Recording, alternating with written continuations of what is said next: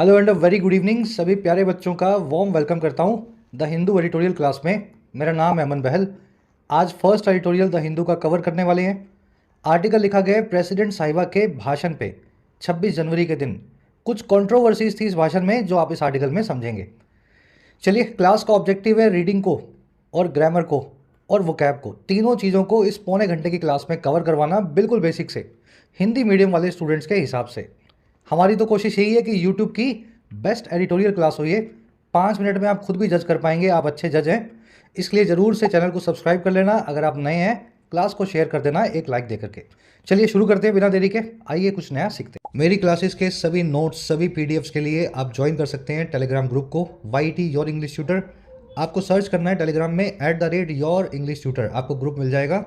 सही वाला ज्वाइन करना, 27-28 हज़ार जिसमें लोग हैं। और इन क्लासेस के साथ साथ अपने एग्जाम्स की स्ट्रक्चर्ड वे में तैयारी करने के लिए आप डाउनलोड करें YT ऐप को।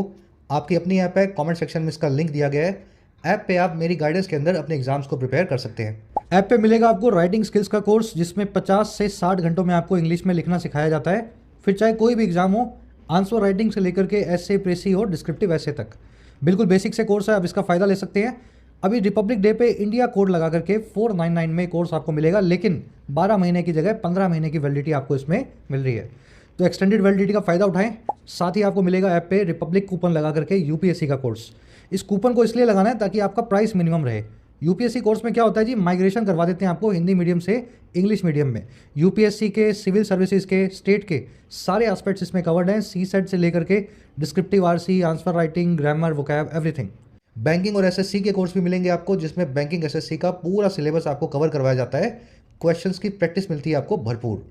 ऐप का लिंक कमेंट सेक्शन में गिवन है। कोई भी क्वेरी हो, ये नंबर है व्हाट्सएप, टीम से आप जुड़ सकते हैं इस नंबर पे वाया व्हाट्सएप। चलिए, फर्स्ट पैराग्राफ है। मैं आपको यहाँ पढ़वाऊंगा, लेकिन पढ़ना आपको खुद है, मीनिंग निकालना है हर एक चीज़ का। वीडियो को पॉज कर दो, 10, 20, 50 सेकेंड जितना आपको टाइम चाहिए हो। आराम से पढ़ के मीनिंग निकालने की पहले खुद से कोशिश करो।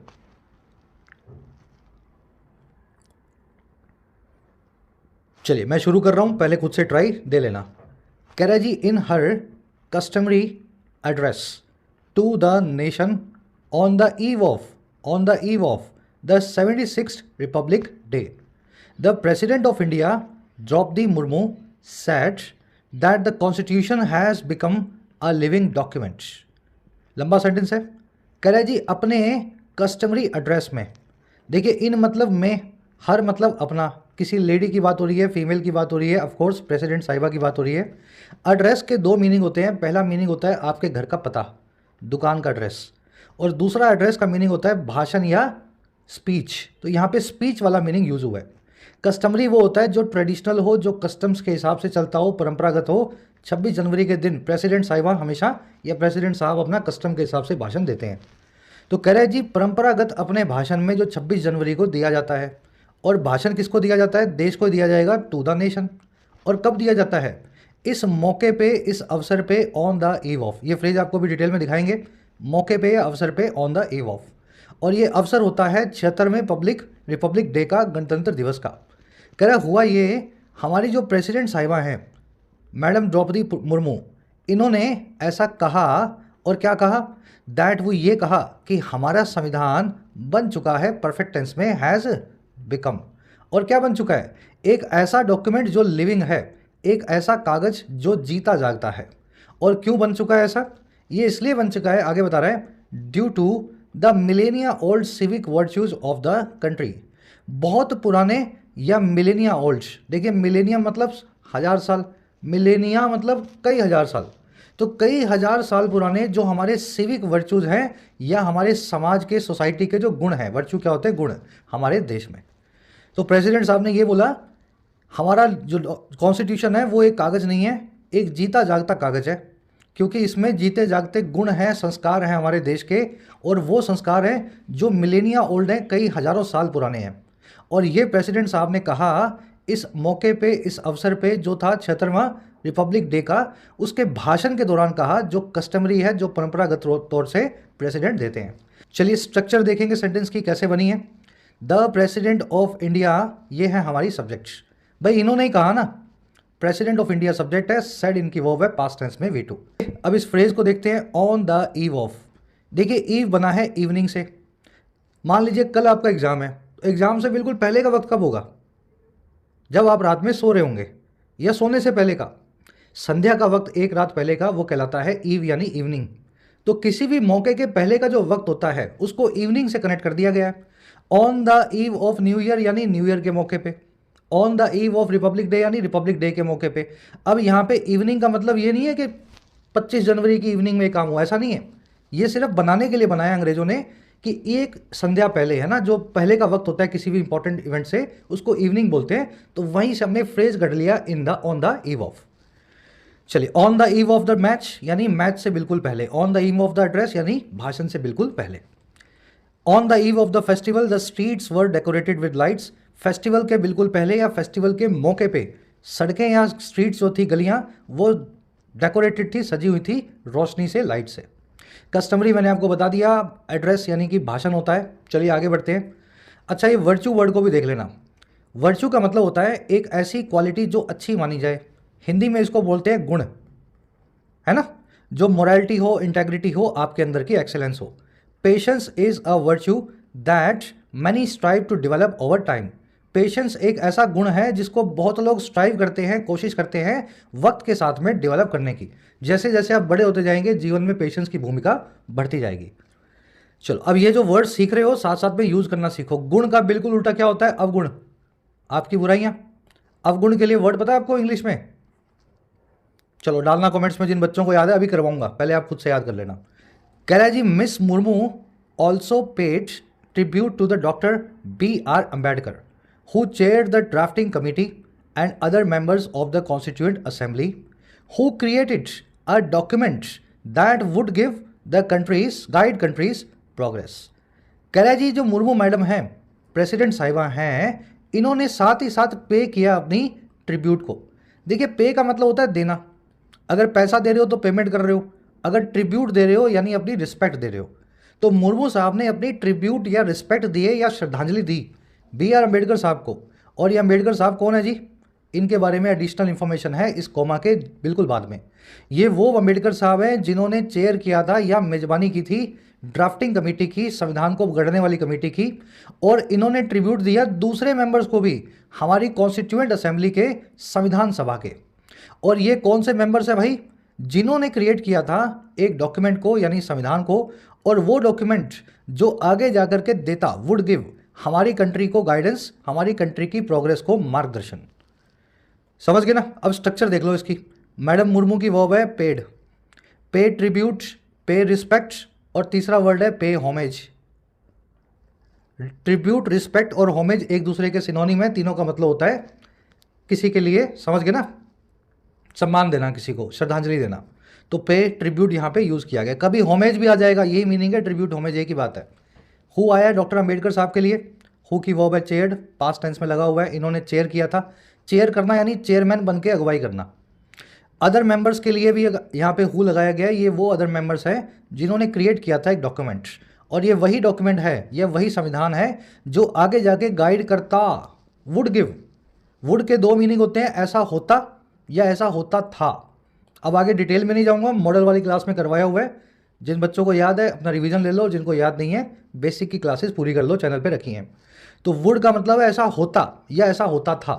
तो ये वही डॉक्यूमेंट है जो आगे जाके गाइड करता भारत की प्रोग्रेस को। चलिए बढ़े आगे। चलो नेक्स्ट पैराग्राफ है। आराम से वीडियो को पॉज करो, कोई जल्दबाजी नहीं है, 2 मिनट 3 मिनट लो, इसका मीनिंग निकालने की कोशिश करो, फिर आपको देते हैं एक्सपर्ट कमेंट्री।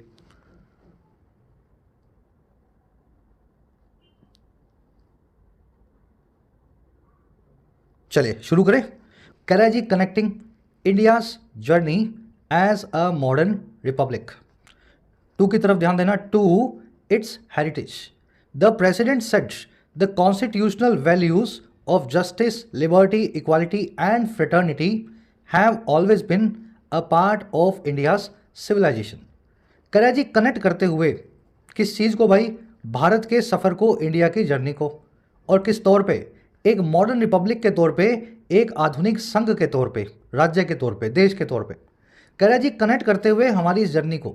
अब देखो, कनेक्ट करोगे तो हमेशा किसी चीज़ से करोगे, वो चीज़ बताते हो टू लगा के। कह रहा है जी, इस जर्नी को कनेक्ट करते हुए इस टू के बाद इस चीज़ से, और वो चीज़ क्या है? इट्स हेरिटेज, हमारी हेरिटेज से। इट्स यहाँ आया इंडिया के लिए, इंडिया के लिए इट का इस्तेमाल करेंगे आप। हेरिटेज का मतलब होता है विरासत, ट्रेडिशन और कल्चर। कह रहे जी हमारी जर्नी को हमारी विरासत से जोड़ते हुए हुआ क्या? The president said the constitutional values, president ने ये कहा, देखो द प्रेसिडेंट, कि जो कॉन्स्टिट्यूशनल वैल्यूज हैं यानी संवैधानिक मूल्य हैं, और किसके? जस्टिस के यानी न्याय के, लिबर्टी के यानी आज़ादी के, इक्वालिटी के यानी बराबरी या समानता के, और फ्रेटर्निटी के यानी कि भाईचारे के। ये सारी कॉन्स्टिट्यूशनल वैल्यूज हमेशा से रही हैं एक पार्ट, एक हिस्सा भारत की सिविलाइजेशन का, हमारी संस्कृति का। तो इन्होंने बोला ये कुछ नया नहीं लिखा हुआ कॉन्स्टिट्यूशन में, लिबर्टी, जस्टिस, इक्वालिटी, ये तो हम 5000 साल से कर रहे हैं, बहुत पुरानी बात है, वैदिक काल से होता आ रहा है। तो हमारे कॉन्स्टिट्यूशन वैल्यूज़ को हमारी सिविलाइजेशन से जोड़ करके इन्होंने बताया। चलिए स्ट्रक्चर देखेंगे सेंटेंस की। द प्रेसिडेंट लिखा हुआ है अगेन, जो आपको समझाया था मैंने, पावर वाली पोजीशन के आगे हमेशा द का इस्तेमाल होता है। लेकिन अगर यहाँ पे मुर्मू जी लिख दिया जाता तो फिर इस द को आपको निकालना पड़ता। नाम अगर दे दो पावर के साथ में, पोजीशन के साथ में, तो फिर द का इस्तेमाल नहीं होता। द प्रेसिडेंट की वर्ब है सेड, सेंटेंस लगा हुआ है V2 में। आगे जो दूसरा क्लोज आया कॉन्स्टिट्यूशनल वैल्यूज, इन सब की वर्ब है हैव ऑलवेज बिन, ये है परफेक्ट टेंस में, प्रेजेंट में। याद रखें जब भी बाहर मेन क्लोज पास्ट में आ जाए तो अंदर वाला क्लोज भी पास्ट में होना चाहिए। जनरली यहाँ पे हैव का ना इस्तेमाल होकर के V2 लगती या हैड V3 लगती, लेकिन इस केस में ऐसा नहीं हुआ। वो इसलिए नहीं हुआ क्योंकि यहाँ पे ऑलवेज का इस्तेमाल हुआ है। ऑलवेज का मतलब होता है ये चीज़ हमेशा से होती आई है, ये पहले भी थी और आज भी है। ऐसा कोई यूनिवर्सल ट्रुथ जब अंदर आ जाए, बाहर पास्ट की जो है सेकंड फॉर्म लगने के बाद भी जब यूनिवर्सल ट्रुथ्स अंदर आ जाएं तो उनको आप प्रेजेंट टेंस में लिखें। समझ गए ना? अगर ये यूनिवर्सल ट्रुथ ना होता अंदर तो बाहर पास्ट लगने की वजह से यहाँ भी पास्ट का इस्तेमाल करना पड़ता। हेरिटेज का मतलब होता है विरासत। कनेक्टिंग यहाँ पे प्रेजेंट पार्टिसिपल साइमल्टेनियस एक्शन है। जब प्रेसिडेंट साहिबा ने ये कहा उसी वक्त उन्होंने ये बात को कनेक्ट करते हुए कहा हमारी जर्नी को हमारी हेरिटेज के साथ। तो ये काम भी साथ साथ हो रहा था, इसलिए वर्ब के आईएनजी फॉर्म से इसको लिखा गया है।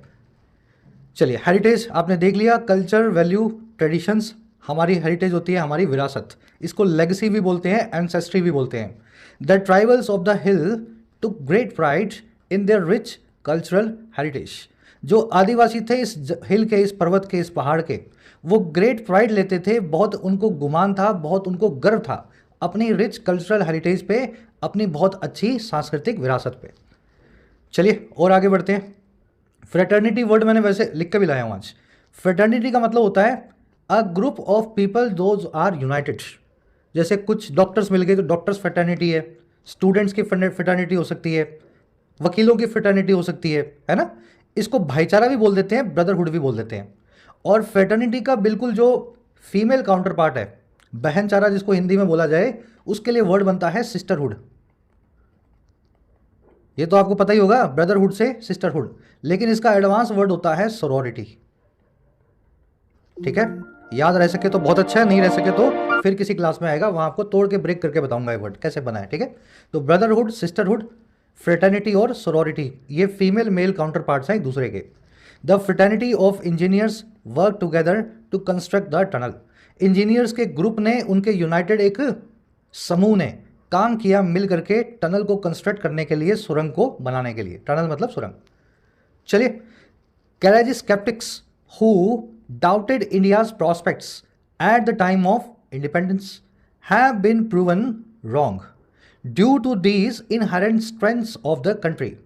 फिर मैडम ने यह भी बोला कि जो स्केप्टिक्स हैं, स्केप्टिक्स वो होते हैं जो डिसबिलीवर हों, जिनको आपके ऊपर भरोसा ना हो, जिनको लगता हो यार आप कुछ नहीं कर सकते ज़िंदगी में, है ना। तो स्केप्टिक आदमी वो होता है जो सवाल बड़े उठाता है। कह रहा है जी सवाल उठाने वाले और डिसबिलीवर जो लोग थे, जिन्होंने डाउट किया था, सवाल उठाया था भारत के प्रोस्पेक्ट पे या संभावनाओं पे, और किस वक्त? हमारी इंडिपेंडेंस के वक्त, हमारी आज़ादी के वक्त। कह रहा है वो सारे स्केप्टिक्स जो है ना, पैसिव वॉइस लगा करके उनको प्रूव किया गया है गलत। हमने गलत प्रूव किया है पैसिव वॉइस में, they have been proven wrong. और क्यों ये किया है हमने? वजह से, ड्यू टू, हमारी इन्हीं इनहेरेंट स्ट्रेंथ्स की वजह से, हमारे अंदर बसी हुई ताकत की वजह से जो हमारे देश की है। इनहेरेंट मतलब जो इनसेपरेबल पार्ट हो, हमारे अंदर बसा हो। जैसे हमारे अंदर लालच इनहेरेंट होती है, गुस्सा इनहेरेंट होता है ना, अच्छी भावनाएं भी इनहेरेंट होती हैं। तो जो चीज़ें हमारा इनसेपरेबल पार्ट है किसी भी चीज़ का, उसको आप इनहेरेंट बोलते हैं। चलिए, स्केप्टिक बन गया subject, have been proven wrong बन गई इसकी वर्ब। अब हु आया स्केप्टिक्स के लिए, हु की वर्ब है डाउटेड, पास्ट टेंस में हु डाउटेड। प्रोस्पेक्ट का मतलब होता है संभावनाएं, इनहेरेंट आपने देख लिया। स्केप्टिक वर्ड को देख लेना, इसकी दो स्पेलिंग्स हैं, एक बनती है सी से और एक बनती है के से। अमेरिकन के वाली स्पेलिंग लिखते हैं और हम सी वाली लिखते हैं, ब्रिटिश। हम तो अंग्रेजों के गुलाम रहे हैं ना, तो उन्हीं की स्पेलिंग चलती है आज भी। तो हम सी वाली स्पेलिंग को, एस सी वाली को यूज़ कर रहे हैं। इसको सिनिक, क्वेश्चनर या डाउटर भी बोलते हैं। द स्केप्टिक्स, या वर्क कर लेना या इसको निकाल देना। The sceptic was not easily convinced by the theory. जो डाउटर था, जो सवाल उठाने वाला स्केप्टिक था, वो ईजिली कन्विंस्ड नहीं था या भरोसा करने वाला नहीं था इस थ्योरी में जो भी उसके सामने रखी गई। चलिए बढ़े आगे। अब याद आ गया एक वर्ड है स्केप्टिक से जुड़ा हुआ, निहिलिस्ट। ये कौन है जी? ये अव्वल दर्जे का स्केप्टिक है। इसको कोई धर्म, कोई संस्कार, कोई वैल्यू, किसी में भी यकीन नहीं है। ये बोलता है जी समाज में एनार्की होनी चाहिए, अफरा तफरी होनी चाहिए, आदमी आदमी का दुश्मन है। इस तरीके का आदमी जो होता है ना, बहुत ही घोर निराशावादी, उसको बोलते हैं निहिलिस्ट। ठीक है ना। इससे आप मोरालिटी की बात करोगे, चोरी नहीं करनी चाहिए, ये आपको पूछेगा क्यों नहीं करनी चाहिए, मेरा मन है मैं करूँगा। समझ पा रहे हो? इस तरह के जो, अब क्या बोले, खिसके हुए लोग जो होते हैं उनको बोला जाता है निहिलिस्ट। अव्वल दर्जे के स्केप्टिक होते हैं समाज के, समझ गए, अतरंगी टाइप के लोग। चलिए आगे बढ़ते हैं, आ जाओ नेक्स्ट पैराग्राफ पे।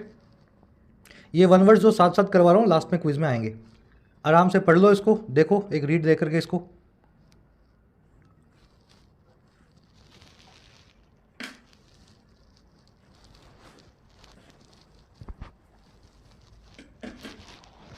चलिए मैं एक सेकंड चार्ज पे लगा लूँ इसको। कह रहा है जी, the president highlighted the representative character of the constituent assembly whose members were drawn from every part of and communities in the country. लंबा सेंटेंस है, इंक्लूडिंग 15 वीमेन। ठीक है, इतना बड़ा सेंटेंस है। कह रहा है जो प्रेसिडेंट साहिबा हैं, इन्होंने कर दिया हाईलाइट, इन्होंने डाल दी रोशनी उस रिप्रेजेंटेटिव कैरेक्टर पे। कैरेक्टर यानी चरित्र, रिप्रेजेंटेटिव मतलब जो रिप्रेजेंटेशन करता हो, प्रतिनिधित्व करता हो, नुमाइंदगी करता हो। तो प्रेसिडेंट साहब ने हाईलाइट किया या रोशनी देकर के बताया हमारे प्रतिनिधित्व करने वाले कैरेक्टर को, चरित्र को, जो था हमारी कॉन्स्टिट्यूएंट असेंबली का, संविधान सभा का। अब ये संविधान सभा कौन सी थी? जिसके मेंबर्स ड्रॉ किए गए थे या उठाए गए थे, लाए गए थे। ड्रॉ करना, यहाँ कहीं से किसी चीज़ को निकाल के लाना। जिसके मेंबर्स को लाया गया था हर पार्ट से और कम्युनिटी से हमारे देश की, और जिसमें शामिल थी 15 विमेन, 15 महिलाएं। तो हमारी संविधान सभा में भी देश के हर हिस्से से, हर समुदाय से आदमी और औरत मिल करके इस तरीके से उन्होंने इसको रिप्रेजेंट किया हमारे देश को। ठीक है। प्रेसिडेंट साहिबा की वो है हाईलाइटेड, V2 लगा हुआ है। हाईलाइट करना, किसी चीज़ को फोकस में लाना है ना, सबके सामने रखना। हुज मेंबर्स आया है कॉन्स्टिट्यूएंट असेंबली के लिए, वर्ब है इसकी वर्ड ड्रॉन फ्रॉम, ड्रॉ करना, किसी चीज़ को कहीं से निकालना। चलिए एक कॉन्सेप्ट करवाता हूँ मैं आपको, पहले आपसे पूछ लेते हैं। ये every part of and community in, अजीब सा कुछ लग रहा होगा आपको देख के। दो प्रेपोजिशन आई हैं और बाद में कोई ऑब्जेक्ट नहीं रखा हुआ है ना, कोई बात नहीं। ये कॉन्सेप्ट अभी आपको डिटेल में करवाएंगे, बड़ा अच्छा नया कॉन्सेप्ट है, मजा आएगा आपको सीख के। आगे पढ़ लेते हैं इसको पूरा। कह रहे जी, while women's equality was at that time only a distant ideal in much of the world, Indian women were contributing to shaping the nation's destiny, she noted. कह रहे जहाँ वाइल औरतों के साथ जो बराबरी का रवैया है, सुलूक है, वो एट दैट टाइम, उस वक्त 1947 में, 1950 में, कह रहा है वो सिर्फ एक डिस्टेंट आइडियल था, एक ऐसा आदर्श था जो बहुत दूर का था, लगता था होना चाहिए लेकिन बहुत कोसों दूर था, सालों दूर था, ज़्यादातर की दुनिया में, मच ऑफ द वर्ल्ड में। कह रहा है जहाँ ऐसा था वहीं पे भारत की औरतें जो थी वो कंट्रीब्यूट कर रही थी या अपना योगदान दे रही थी शेप करने में या बनाने में देश की डेस्टिनी को या भाग्य को, ऐसा मैडम ने नोट किया, शी नोटेड। ठीक है। तो 1947 या 1950 में जब हमारा संविधान लागू हुआ, उससे पहले असेंबली बनी, तब तक शायद अमेरिका में औरतों को वोटिंग राइट्स भी नहीं थे, जहाँ तक मुझे याद है, शायद बाद में मिले थे मार्टिन लूथर किंग के बाद। तो यूएस जैसी कंट्री से हम आगे थे उस वक्त। हमारे देश में औरतें, विमेन जो हैं, कॉन्स्टिट्यूएंट असेंबली के अंदर संविधान बनाने का काम कर रही थी। तो ये उन्होंने नोट किया। विमेंस इक्वालिटी सब्जेक्ट है यहाँ पे, वॉज इसकी वर्ब है, इंडियन विमेन अगेन दूसरा सब्जेक्ट है, दूसरी वर्ब है इसकी वर कंट्रीब्यूटिंग। कंट्रीब्यूट टू करके बताते हैं जिस भी चीज़ में आप अपना योगदान दें। डेस्टिनी का मतलब होता है नसीब, भाग्य, फेट, एक ऐसा कोर्स ऑफ इवेंट जो आपको लगता है पहले से डिटर्मिन्ड है। भाई आपके नसीब में क्या लिखा है, आप नसीब की बात करोगे तो नसीब तो आदमी यही सोचता है ना, पहले से जो लिखा होगा वही नसीब है। तो ये प्री डिटर्मिन्ड वाला जो है कोर्स ऑफ इवेंट्स होता है। ही believed that meeting her was a part of his destiny. वो ऐसा मानता था कि उस महिला से उसको मिलना वो उसकी डेस्टिनी का या भाग्य का या नसीब का एक हिस्सा था। चलिए अब इस कॉन्सेप्ट को देख लेते हैं। नया कॉन्सेप्ट है, एक बार में समझ आ जाएगा आपको। देखो जी, कभी कभी दो प्रेपोजिशन होंगी जो दो या दो से ज़्यादा भी हो सकती हैं और कॉमा और एंड से जुड़ी होंगी और उनके बाद में कोई ऑब्जेक्ट आपको नहीं दिख रहा होगा। तो इसका मतलब ये है उन सारी प्रेपोजिशन ने एक ही ऑब्जेक्ट पकड़ा हुआ है जो आगे जाके कहीं लिखा हुआ है। जैसे ये सेंटेंस देखें, students need to listen to the instructions. Students को जरूरत है कि वो इंस्ट्रक्शंस को लिसन टू करें या सुने। वैसे ही students need to abide by the instructions. Students को जरूरत है कि वो अबाइड बाय करें, सख्ती से फॉलो करें इंस्ट्रक्शंस को। लिसन के बाद में टू आता है, आपको पता है जिस भी चीज़ को आप सुनेंगे। अबाइड के बाद में बाय आता है, जिस भी चीज़ को आप सख्ती से फॉलो करेंगे। लेकिन ये दोनों सेंटेंसेस कॉमन है क्योंकि स्टूडेंट्स नीड टू ये तो कॉमन आ रहा है, तो मैं दोनों को जोड़ देता हूँ। तो मैं लिखूंगा students need to listen to and abide by the instructions. तो लिसन के बाद का टू मुझे रिटेन करना पड़ा क्योंकि ये लिसन से जुड़ा हुआ है। अबाइड के बाय का बाद का बाय भी मुझे लगाना पड़ेगा क्योंकि अबाइड के बाद बाय आता है। और जो इंस्ट्रक्शंस है ना, ये इस टू को भी सेटिस्फाई कर रहा है और इस बाय को भी सेटिस्फाई कर रहा है, दोनों से जुड़ा हुआ है ये इंस्ट्रक्शंस नाम का नाउन। तो ऐसे सेंटेंसेस में अक्सर आपका एग्जामिनर पहले वाली वर्ब का प्रेपोजिशन उड़ा के देगा। आप बाद वाली वर्ब का प्रेपोजिशन देखेंगे और आपको लगेगा सेंटेंस सही है। जब पहले वाली का प्रेपोजिशन गायब है तो फिर सेंटेंस सही नहीं हो सकता। तो इसलिए जब दो तीन वर्ब्स आपस में एंड से जुड़ी हों तो चेक कर लेने का कि कहीं पहले वाली वर्ब का कोई फिक्स प्रेपोजिशनल फ्रेज तो नहीं था। चलो अब एग्जांपल देते हैं आपको और बनेंगे सेंटेंस।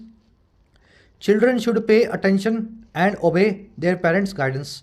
बच्चों को पे अटेंशन करना चाहिए या ध्यान देना चाहिए और ओबे करना चाहिए और मान लेना चाहिए अपने माँ बाप की गाइडेंस को। ओबे के बाद में कोई प्रेपोजिशन नहीं आती, बिल्कुल ठीक है। Obey the guidance, obey the rules, obey the parents. लेकिन pay attention to something, pay attention to the instructions, pay attention to the advice, तो यहाँ वाला टू जो है वो मिसिंग है। क्वेश्चन के हिसाब से यहाँ टू होना चाहिए था। Traveller should refer and comply with the baggage policy. Travellers जो हैं उनको रेफर करना चाहिए और सख्ती से फॉलो करना चाहिए या अडेयर करना चाहिए बैगेज पॉलिसी को। अगर आप फ्लाइट में जाते हो तो एक पॉलिसी होती है ना कि हाथ में ले जाओगे तो 7 किलो, बाहर कुछ होता है वो, बोले हाथ में अंदर ले जाओगे तो 7 kg और अपने सूटकेस में बांध के ले जाओगे तो 15 kg। तो ये बैगेज पॉलिसी होती है फ्लाइट वालों की। तो ट्रैवलर्स को पहले तो इसको रिफ़र करना है और फिर इससे कंप्लाई विद करना है, इसके हिसाब से चलना है। कंप्लाई विद बिल्कुल ठीक है, लेकिन रिफ़र अपने बाद में टू लेता है। पता होगा ना आपको, रिफ़र टू, हिंट एट। तो ये फिक्स्ड प्रेपोजिशनल फ्रेजेज अगर आपको आते होंगे उसके बाद इस कॉन्सेप्ट को आप ठीक से हैंडल कर पाएंगे। चलिए लास्ट आपको दे रहे हैं क्वेश्चन क्लास वर्क के तौर पे, आराम से इसको चेक कर लो। Employees must respond and resolve customer complaints promptly. Employees को रिस्पॉन्ड करना चाहिए, प्रतिक्रिया देनी चाहिए और रिजॉल्व कर देना चाहिए कस्टमर की शिकायतों को फटाफट से, प्रॉम्प्टली यानी जल्दी से। सही करके कमेंट्स में डालना है, बहुत आसान है, एक बार खुद से ट्राई तो करो। गलत होगा सही होगा कमेंट्स में आपको रिव्यू देंगे। चलिए बढ़े आगे। वो आपसे मैंने पूछा था गुण का उल्टा क्या होता है, बुराई। बुराई को अंग्रेजी में बोलते हैं वाइस, ठीक है, वाइस। चलिए आराम से पढ़ो इसको, एक बार एक रीडिंग दे लो।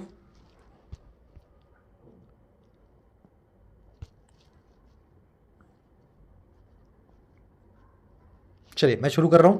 कह रहा है जी, reflecting on the progress over 75 years, Ms Murmu commended the union government's efforts to move past the relics of the colonial era.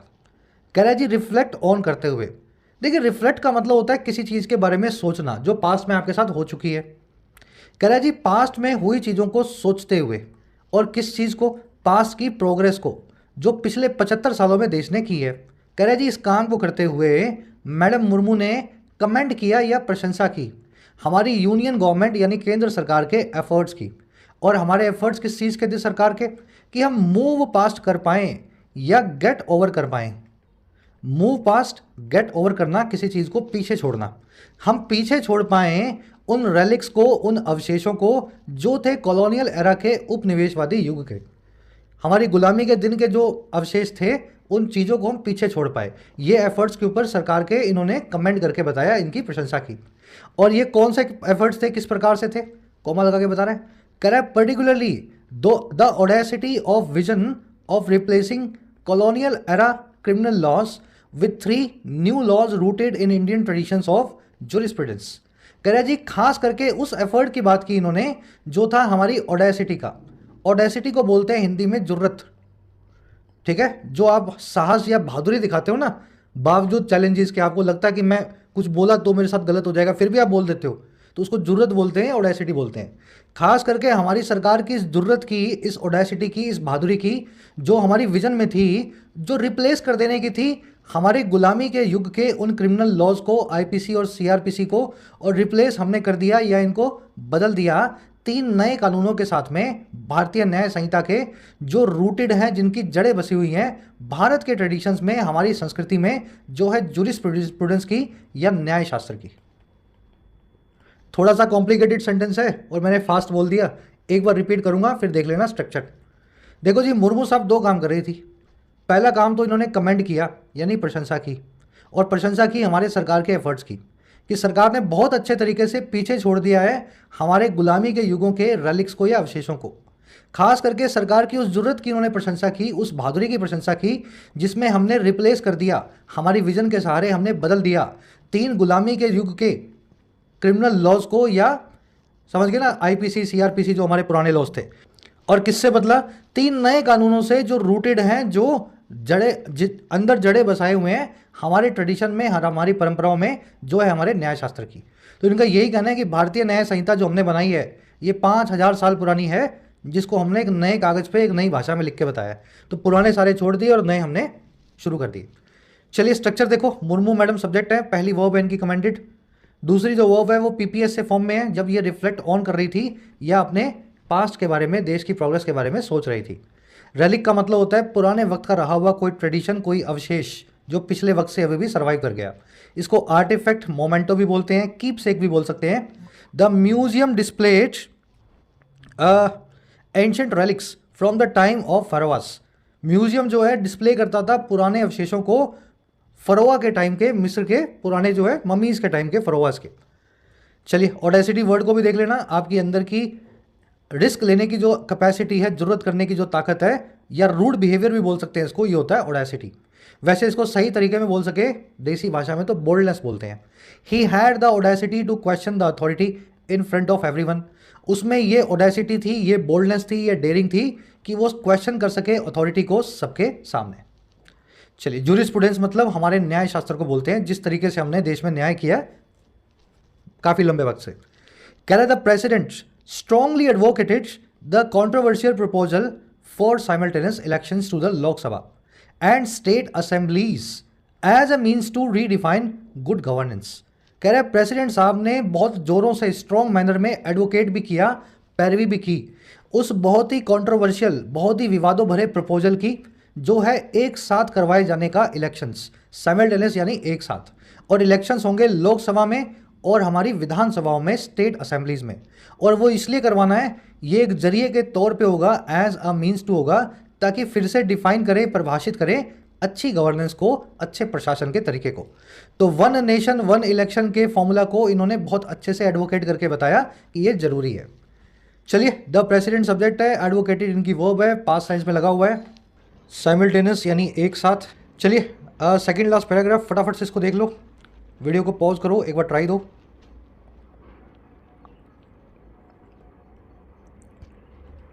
Alright, कह रहे the draft bill on simultaneous elections introduced by the Narendra Modi government is under review by a joint committee of parliament. एक second में से colour change कर दूं।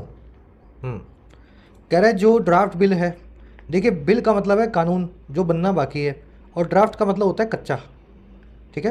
कह रहे जो कच्चा कानून है जो बन रहा है अभी, और जो है साइमल्टेनियस इलेक्शन पे या एक साथ चुनावों पे, 1 इंडिया 1 नेशन 1 इलेक्शन पे, कह रहे और जो इंट्रोड्यूस किया गया था, जिस कच्चे कानून को लाया गया है नरेंद्र मोदी जी की सरकार के द्वारा, इंट्रोड्यूस्ड यहाँ पे वर्ब की थर्ड फॉर्म पार्टिसिपल एडजेक्टिव है।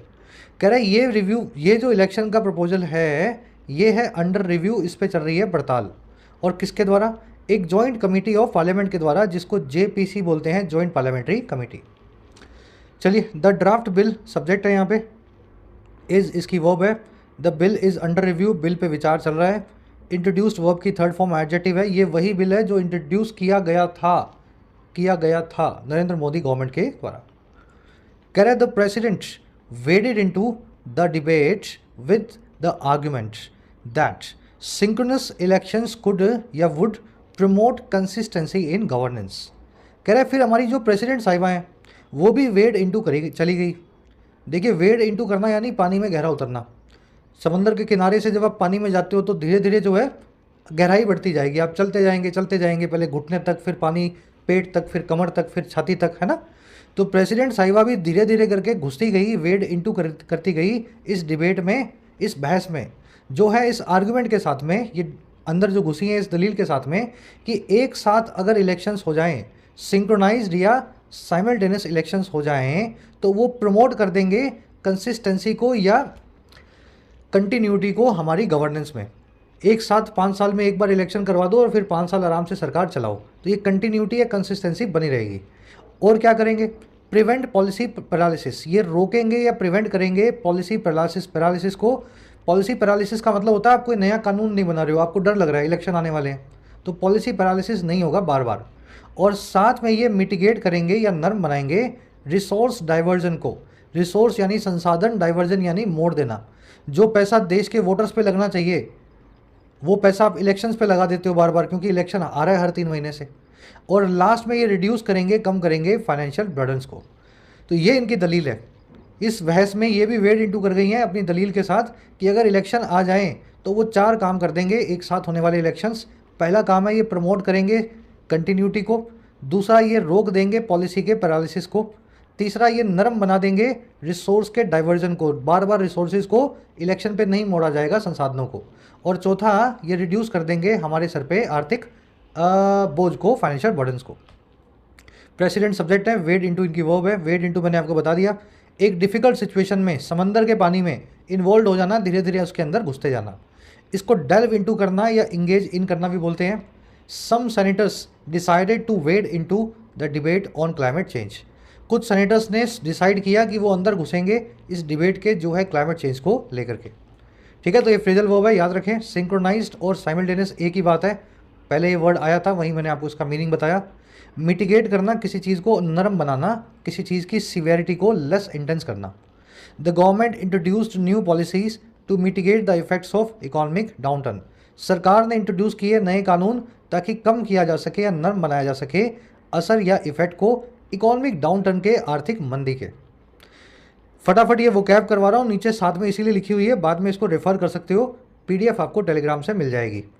ठीक है, मिटिगेट के सारे सिनोनिम्स भी हैं, एलिवेट, एस्यूएज, एमिलियोरेट, बहुत बार आते हैं, ध्यान देना इनकी तरफ भी। चलो, एक और छोटा सा पैराग्राफ है, 1-2 रह गए छोटे छोटे, है ना, आराम से इसको एक रीडिंग दे दो।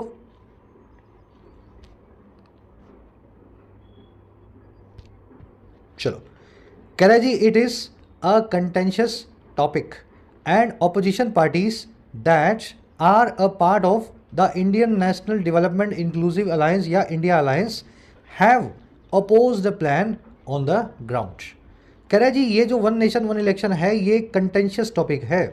कंटेंशियस टॉपिक वो हो जिसमें कंटेंशन हो, डिसएग्रीमेंट हो या कंट्रोवर्सी हो।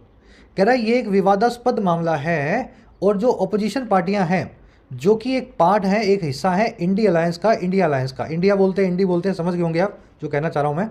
कह रहा है ये सारी अपोजिशन पार्टियां जो इंडिया अलायंस का पार्ट हैं, उन्होंने अपोज किया है, विरोध किया है इस प्लान का।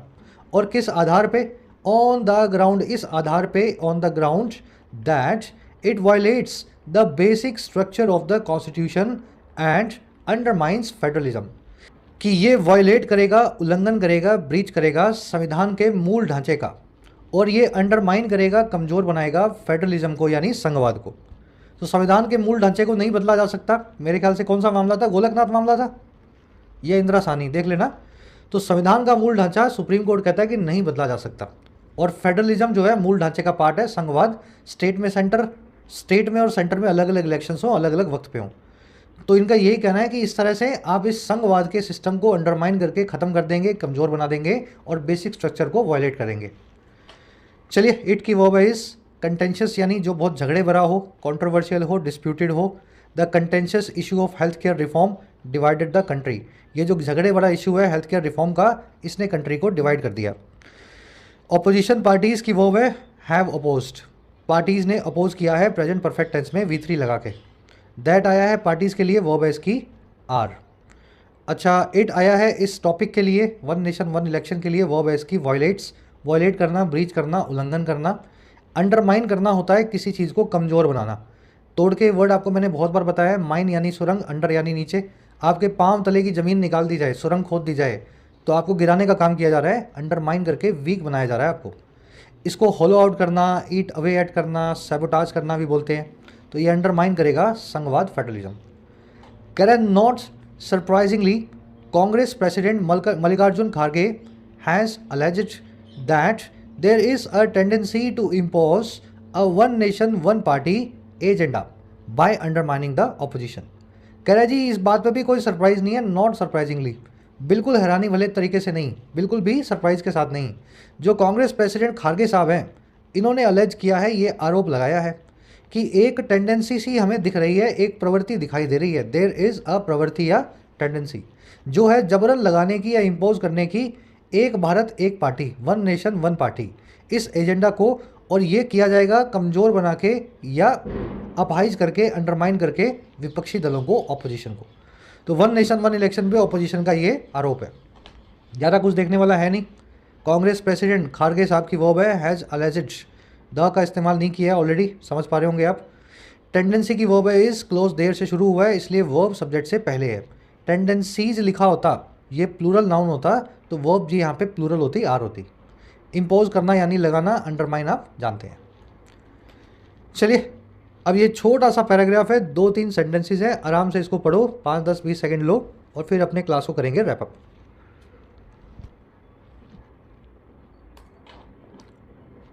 चलिए, कह रहा है the president could have stayed clear of this topic.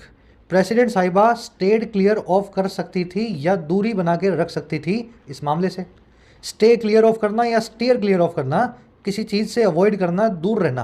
वो कहते हैं ना मैं 2 फुट दूर रहता हूँ इस चीज़ से, हिंदी में आप ऐसा बोलते हैं, तो इंग्लिश में होता है स्टे क्लियर ऑफ करना।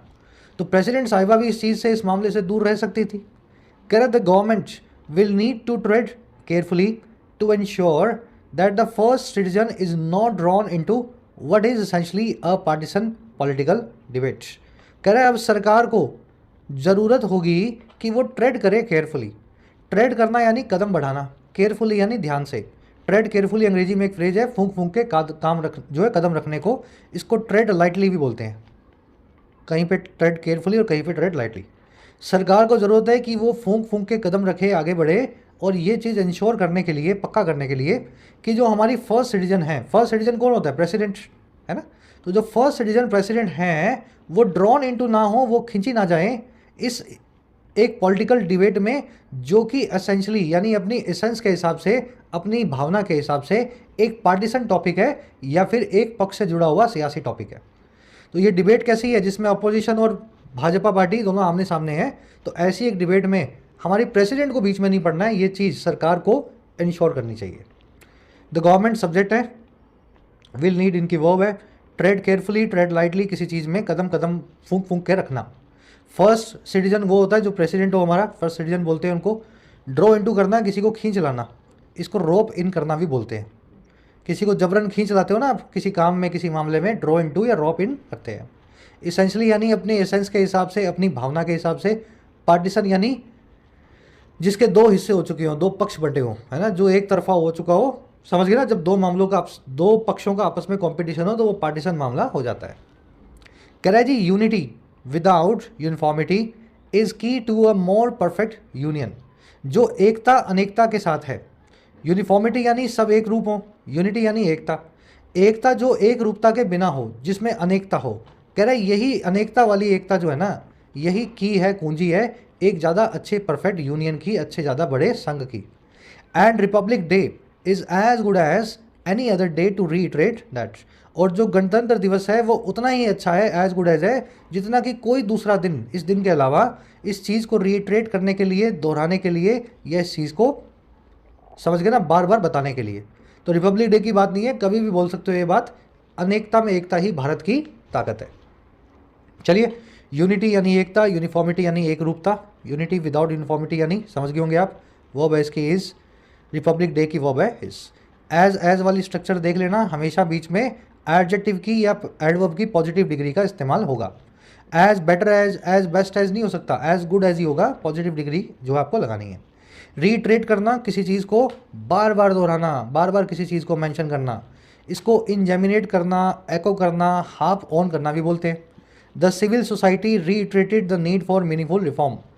सिविल सोसाइटी ने, सभ्य समाज ने फिर से दोहराया मीनिंगफुल रिफॉर्म की, सार्थक बदलाव की नीड को या ज़रूरत को। चलिए, एक ग्रामर कॉन्सेप्ट है जो अभी मैं मिस कर रहा हूँ, स्क्रीनशॉट इसका ले लो, फिर किसी क्लास में करवाऊंगा, क्लास को लंबा नहीं करेंगे, 45 मिनट से। ऑन द ईव ऑफ यानी इस मौके पे या इस अवसर पे। वर्चू यानी आपके अंदर का गुण, आपकी एक्सीलेंस, इसका बिल्कुल उल्टा होता है अवगुण या वाइस। हेरिटेज आपकी विरासत है, आपकी एंसेस्ट्री या लेगेसी है। फ्रेटर्निटी यानी भाईचारा या फिर कुछ लोगों का ग्रुप जो एक प्रोफेशन, एक फील्ड से जुड़े हुए हैं। फ्रेटर्निटी का बिल्कुल उल्टा या फीमेल काउंटर पार्ट है ब्रदरहुड का सिस्टरहुड, जिसको सोरोरिटी भी बोलते हैं। ठीक है, सोरोरिटी जो है वन वर्ड है फीमेल हुड के लिए, जो सिस्टरहुड के लिए। फिर अगला वर्ड है स्केप्टिक, जो आदमी डिसबिलीवर हो, किसी चीज़ में विश्वास ना करे, हमेशा सवाल करे। स्केप्टिक का जो पीएचडी वाला लेवल जो है उस पर आदमी बन जाता है निहिलिस्ट, जिसको समाज, सोसाइटी में विश्वास नहीं है, अराजकता में विश्वास करता है। डेस्टिनी आपका नसीब है, फेट है, भाग्य है। रेलिक होता है जो पिछले वक्त का बचा हुआ कोई अवशेष हो, ठीक है ना, इसको आर्टिफैक्ट या मोमेंटो भी बोल सकते हैं, जो कुछ पास से जो हमारे पास रह जाए। जैसे अंग्रेजों के कानून जो हैं उस वक्त के बनाए हुए जो आज भी चलते हैं, वो रेलिक हैं हमारे लिए। ऑडेसिटी होती है बोल्डनेस, इसको डेयरिंग बोल सकते हैं। ये रूड तरीके से किया हुआ, रिस्क लिया हुआ होता है, रूड तरीके से है ना, जिसमें आप जुर्रत दिखाने की कोशिश करते हैं, ऑडेसिटी। जूरिस्प्रूडेंस आपकी न्याय करने की प्रोसेस, न्याय शास्त्र कहलाता है जूरिस्प्रूडेंस। वेड इनटू करना यानी किसी डिफिकल्ट मामले में कदम कदम आगे बढ़ा के उसके अंदर घुस जाना, इसको डेल्व इनटू करना या एंटर इंगेज करना भी बोल सकते हैं। मिटिगेट करके आप किसी भी चीज़ की सिवियरिटी को, तीव्रता को कम करते हैं, या हिंदी में बोलेंगे इसको नरम बनाना। एमिलियोरेट करना, एलिवेट करना, लेसन या एसुएज करना। तो ये आपका क्विक हो गया रिकैप। 2 ग्रामर कॉन्सेप्ट्स हैं, ये भी आपने देख लिए। जब भी 2 प्रेपोजिशन आपको एंड से जुड़ी हुई मिले तो समझ लेना बाद में रखे हुए नाउन से वो दोनों कनेक्टेड हैं, इसलिए एंड से जुड़ी हुई वर्ब्स को आपको हमेशा सही प्रेपोजिशन दे करके रखना है। जैसे इस केस में एम्प्लॉइज मस्ट रिस्पॉन्ड और रिजॉल्व, रिजॉल्व के बाद में कोई प्रेपोजिशन नहीं आएगी, कंप्लेंट्स को रिजॉल्व करेंगे बिना प्रेपोजिशन के, लेकिन रिस्पॉन्ड के बाद में टू का इस्तेमाल किया जाता है। फिर ये कॉन्सेप्ट अभी अभी आपने देखा, मॉडल के बाद में वर्ब की बेस फॉर्म लगेगी हमेशा। कंटेंशियस वो मामला है जिसमें कंटेंशन हो, कंट्रोवर्सी हो या विवाद हो। अंडरमाइन करना, किसी के पांव तले सुरंग खोदना, माइन खोदना, किसी को कमज़ोर बनाना, अपाहिज बनाना या गिराने की कोशिश करना। स्टेयर क्लियर ऑफ होना, किसी चीज़ से 2 फुट की दूरी रखना, दूर रखना किसी चीज़ को अवॉइड करना। चलो, ये रिवीजन जो है बेस्ट पार्ट होता है, लास्ट में सारी चीज़ें दिमाग में बैठ जाती है ना। फटाफट आ जाओ अपने क्वेश्चंस पे, आराम से वीडियो को पॉज करके एक बार देख लो। प्राइमरी पर्पज इस आर्टिकल को लिखने का क्या था, मतलब प्रेसिडेंट के एड्रेस का क्या था जो रिपब्लिक डे पे दिया जाता है। देखिए, प्रेसिडेंट का एड्रेस होता है देश के लिए, और वो इसलिए बताया जाता है कि देश ने क्या करके दिखाया इतने रिपब्लिक डेज के दौरान। प्रोग्रेस को हाईलाइट करना ही प्रेसिडेंट के एड्रेस का या भाषण का पर्पस होता है। सी आंसर बनेगा फर्स्ट में। सेकंड में पूछा जी ऑडेसिटी ऑफ विजन, ये जो फ्रेज है इसका इस्तेमाल क्यों किया गया है। भारत ने अपनी विजन में कौन सा डेयरिंग, कौन सा बोल्डनेस या ऑडेसिटी दिखाया। हमारी जरूरत यही हुई कि हमने गुलामी की जंजीरें तोड़ने की कोशिश की, कॉलोनियल एरा के रूल्स को या लॉज को हमने तोड़ करके रिप्लेस कर दिया इंडियन लॉज से, भारत के कानूनों से। तो ये ऑडेसिटी सरकार ने पिछले 75-76 सालों में दिखाई है। बी आंसर बन जाएगा सेकंड में। आओ फटाफट से सॉल्व करते जाओ साथ में। कह रहा है जी रिलेशनशिप क्या है यूनिटी और यूनिफॉर्मिटी के बीच में, जो है भारत के प्रशासन में कैसी रिलेशनशिप होनी चाहिए। एकता और समरूपता, इन दोनों में क्या रिश्ता हो। इनमें एक ही रिश्ता होना चाहिए, एकता और समरूपता हमें नहीं चाहिए। भारत बहुत विविध कंट्री है, कोस कोस पे पानी बदलता है, भाषा बदलती है, कल्चर बदलता है, हमें तो अनेकता में एकता चाहिए। यूनिटी, यूनिटी विदाउट यूनिफॉर्मिटी, एकता हो बिना यूनिफॉर्मिटी के, बिना एक रूपता के, है ना, यानी कि अनेकता के साथ हो, यही हमें प्रायोरिटाइज करना है भारत में, ताकि इंक्लूसिविटी हो, हर आदमी अपने आप को जुड़ा हुआ फील करे। ठीक है, तो थर्ड में आपको यूनिटी विदाउट यूनिफॉर्मिटी ए को चूज़ करना था। अब आ जाएगा आपका वो वाला क्विज जो आपको सॉल्व करना है भाई। फ्रेटर्निटी का फीमेल काउंटर पार्ट पूछा है आपसे। फियरलेस डेयरिंग क्या होती है, जुर्रत को अंग्रेजी में क्या बोलते हैं, रेलिक, जूरिस्प्रूडेंस या ऑडेसिटी। वेड इनटू इस फ्रेजल वर्ब का क्या मीनिंग है, ऐसा आदमी जो स्केप्टिक का भी पीएचडी किया हो, जो मोरालिटी, समाज, किसी भी चीज़ में भरोसा ना रखता हो, उसके लिए क्या वन वर्ड है। और लास्ट में इंजेमिनेट का सिनोनिम पूछा है, अंडरमाइन, पार्टीशन या रिट्रेट। दो एरर्स मिलेंगी आपको। पहली एरर आपको मिल सकती है मॉडल के आसपास, मॉडल वर्ब वुड के आसपास, और दूसरी आपको जरूर मिलेगी इस फ्रेज के अंदर जिसमें दो वर्ब्स को जोड़ा गया है एक नाउन के साथ। आंसर्स 4 से लेकर के 10 तक 7 क्वेश्चंस के फर्स्ट कमेंट में है। आउट ऑफ 10 कितने मार्क्स मिले चेक करके बताना। क्लास कैसी लग रही है, मज़ा आ रहा है तो देखा करो पूरी, और लिखा करो लास्ट में सर पूरा देखा पीडी, और मज़ा आया हो तो पीडीआई लिख दिया करो सर पूरा भी देखा, इंटरेस्टिंग भी लगा।